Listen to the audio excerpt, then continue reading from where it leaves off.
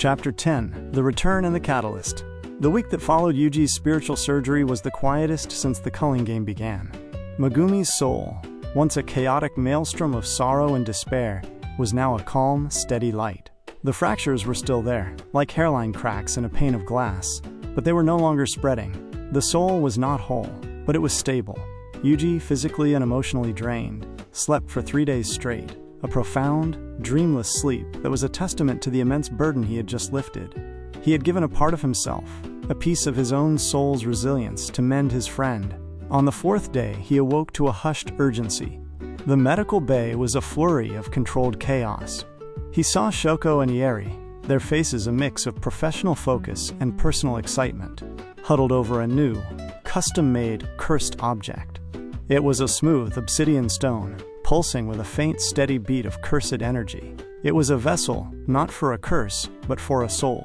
"We have to do it now," Shoko said, her voice low. "The soul is stable. It's the best chance we'll ever have." They had devised a plan born of desperation and a fragile newfound hope. They would not try to return Megumi's soul to his original body, a vessel now irrevocably corrupted by Sukuna's lingering essence. Instead, they would transfer it to this new cursed object. It was a gamble, a new and untested form of soul containment. The soul would be a prisoner in a rock, but it would be a prisoner at peace, with the chance to one day, perhaps, be restored to a human body. It was a step, however small, toward a new life. Yuji, his heart pounding in his chest, watched as they laid Megumi's soul upon the stone. He placed his hand on it, and with a familiar ethereal pull, he performed a soul transfer. Not from one body to another, but from a spiritual light into a physical object. The glowing orb shimmered, and then slowly, painstakingly, began to recede, absorbed into the obsidian stone. The stone pulsed once, twice, and then settled into a low, thrumming hum. They had done it. Megumi was safe. He was not whole, but he was no longer suffering. With Megumi's soul now contained, the final phase of their long-term plan began. Yuji's act had not only saved his friend, but had also changed the very nature of their war against Sukuna. The King of Curses was still a threat, but he was a contained threat, a prisoner with no leverage. They could not kill him, but they could contain him, perhaps indefinitely. The new Culling Game colony, the Warden's Challenge, their entire strategy had hinged on this. The King of Curses was no longer a human with a soul they had to protect. He was an empty, monstrous vessel, and he was finally, truly, alone. The final scene of the chapter takes place at the new Culling Game colony. Yuta, Maki, Hikari, Higuruma, and Hana stand outside the barrier, their faces grim but resolute.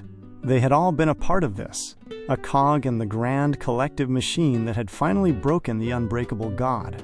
Yuji arrives, and with him, a new, unshakable sense of purpose. He carries the obsidian stone with Megumi's soul, and for the first time in months he smiles. It's not a full, unrestrained smile, but it's a genuine one, a symbol of a promise fulfilled.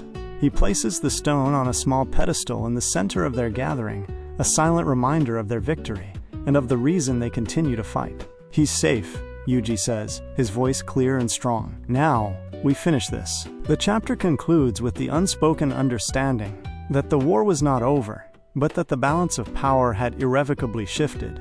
The single, unyielding threat had been broken into manageable pieces. The future was theirs to fight for, a future where they could not only defeat their enemies, but also heal their friends.